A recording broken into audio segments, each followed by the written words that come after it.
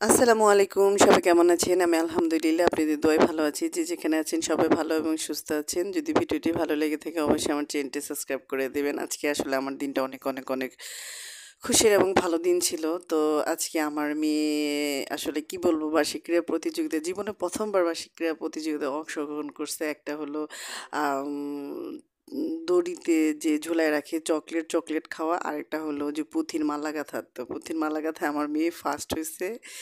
যখন পুঁথির মালা গাঁথা ও যখন দৌড়ে যখন ফার্স্ট হয়ে আসলো তখন আমি তো মানে বিশ্বাসই করতে পারি না। ওর বাবা আর আমি যে পরিমাণে চিল্লাইছি মানে অবিশ্বাস্য আমাদের কাছে মনে হইছে যে মেয়েটা খেলতেই যেতে চাইতেছিল ধাক্কায় টিচাররা বলল জাস্ট পার্টিসিপেট করলেই হবে, কোনো সমস্যা নাই। সেই জায়গায় আমার মেয়ে ফার্স্ট হইছে। এটা মানে আমার আমার মানে আমি নিজেও সারপ্রাইজড।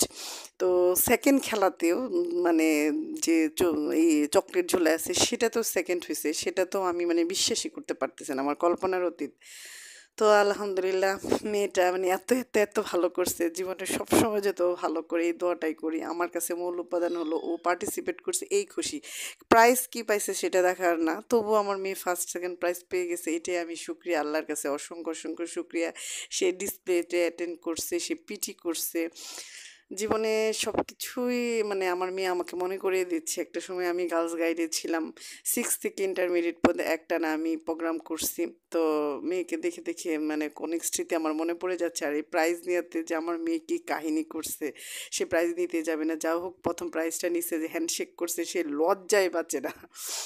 তো যাক, আমাদের জন্য সবাই দোয়া করবেন। জীবনে প্রত্যেকটা সময় যেন খুব সুন্দরভাবে ভালোভাবে আমি উপলব্ধি করতে পারি মেয়েদের, দুধের সন্তানকে নিয়ে ওরাও যেন জীবনের সামনের দিকে আগায় যেতে পারে। আপনাদের দোয়া আমাদের যেন সাথে সবসময় থাকে।